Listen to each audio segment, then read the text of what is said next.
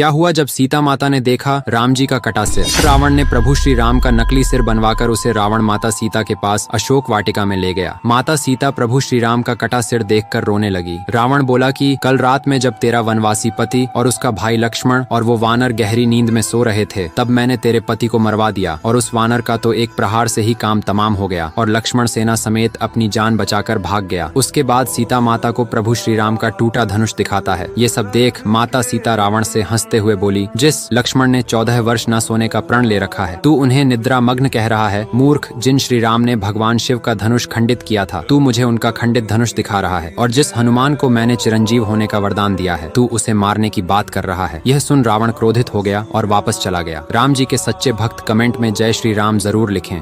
आखिर क्यों हुई माता सीता हनुमान जी से परेशान? वैसे तो माता सीता हनुमान जी को अपना पुत्र मानती है। लंका से अयोध्या वापस आने के बाद माता सीता ने सोचा, मैंने तो कई सालों से अपने पति की सेवा नहीं की, अब तो मैं अपने प्रभु की खूब सेवा करूंगी। पर जैसे ही वो राम जी के लिए कुछ करने जाती, हनुमान जी वहाँ पहुँच जाते और खुद ही सब कुछ करने लगते। वो एक समय के लिए भी राम जी को अकेला नहीं छोड़ते। ये सब देखकर माता सीता बड़ी परेशान हो गई। फिर एक दिन एक छोटी सी बच्ची हनुमान जी से मिलने आई। उसने पूरे दिन हनुमान जी से सवाल पूछ कर को बड़ा परेशान कर दिया। तब हनुमान जी उस बच्ची से बहुत परेशान होकर उससे बोले, हे देवी, आप जो भी हैं, कृपया करके मुझे कुछ समय के लिए अकेला छोड़ दीजिए। तब वह बच्ची कहती है, क्यों? मैं क्यों आपको अकेला छोड़ूं? क्या आप कभी प्रभु श्री राम को अकेला छोड़ते हैं? ये सुनकर हनुमान जी को अपनी गलती का एहसास हुआ। वह उस बच्ची से कहते हैं, मुझे मेरी गलती का एहसास दिलाने वाली आपको इस साधारण बच्ची नहीं हो सकती। कृपया आप मुझे अपने असली रूप में दर्शन दे। ये सुनकर वो बच्ची अपने असली रूप में आती है और वो कोई बच्ची नहीं बल्कि स्वयं माता पार्वती थी। आखिर हनुमान जी का आधा शरीर पत्थर का क्यों बन गया? राम सेतु निर्माण के समय जब वानर सेना को बड़े बड़े पत्थरों की जरूरत होती है, तब हनुमान जी पर्वत लाने के लिए उड़ान भरते हैं। रास्ते में गोवर्धन पर्वत देख वे वहां रुकते हैं और गोवर्धन पर्वत को जैसे ही छूते हैं तो उनका आधा शरीर पत्थर का बन जाता है। गोवर्धन गुस्से में हनुमान जी से कहते हैं कि अरे बंदर, तूने मुझे छुआ कैसे? तब हनुमान जी हाथ जोड़कर विनम्रता से कहते हैं, चाहता तो मैं आपको एक झटके में उखाड़ देता, परंतु श्री राम के सेतु निर्माण कार्य के लिए मैं तुम्हारी सहायता मांगने आया हूँ। श्री राम का नाम सुनते ही गोवर्धन आज्ञा दे देते हैं। गोवर्धन पर्वत हाथ में लिए जब हनुमान जी वापस चले आ रहे होते हैं तो उन्हें पता चलता है निर्माण का कार्य पूरा हो गया है। तो वह बीच रास्ते में ही गोवर्धन पर्वत को रखकर उन्हें पूरी बात बताते हैं और उनसे माफी मांगते हैं। तब गोवर्धन हनुमान जी से कहते हैं कि मैं तुम्हें इसी शर्त पर माफ करूंगा कि मुझे वचन दो कि श्री राम मुझसे मिलने आएंगे। दोस्तों, द्वापर युग में श्री राम कृष्ण अवतार लेते हैं। तब वह गोवर्धन पर्वत को अपने हाथों में उठाकर अपना वचन निभाते हैं। सिर्फ सच्चे भक्त चैनल को सब्सक्राइब करें।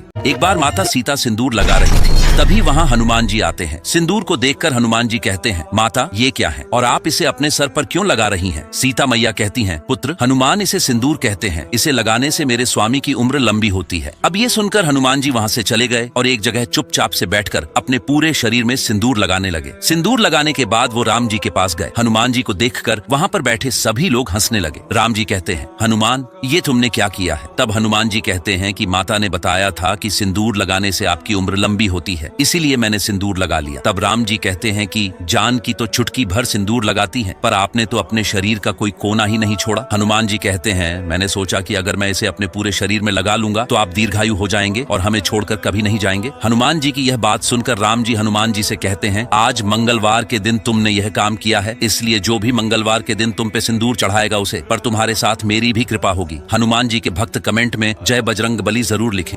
आखिर हनुमान जी ने राधा जी के सामने सीना क्यों चीरा? एक बार बलराम जी भोजन कर रहे थे, तभी अचानक उन्हें पीड़ा होती है। तब वह हनुमान जी से बोलते हैं कि हनुमान जी, आप मेरे लिए फिर से संजीवनी लेकर आइए। हनुमान जी भी संजीवनी लेने जाने लगते हैं। तभी उनको याद आया कि बलराम जी ही लक्ष्मण जी हैं और लक्ष्मण जी उन्हें अपने गले से लगा लेते हैं। फिर हनुमान जी राधा जी से कहते हैं, आप किस चिंता में हो माता सीता? तो राधा जी बोलती हैं कि हनुमान जी, आपने कई बार मुझे सीता कहकर पुकारा है, परंतु मैं राधा हूँ, सीता जी नहीं। आप राधा के स्थान पर सीता के नाम से क्यों संबोधित करते हैं? हनुमान जी के विनती करने पर भी राधा जी स्वीकार करने को तैयार नहीं थी कि वही स्वयं ही सीता जी हैं और हनुमान जी से बोलती हैं कि मेरा राम सीता से कैसे संबंध हो सकता है, यह बात कैसे सिद्ध करेंगे? तभी हनुमान जी सीना चीर कर सिद्ध कर देते हैं कि राम ही कृष्ण है और सीता ही राधा। अगर आप भी हनुमान जी के सच्चे भक्त हैं तो कमेंट में जय बजरंग बली जरूर लिखें।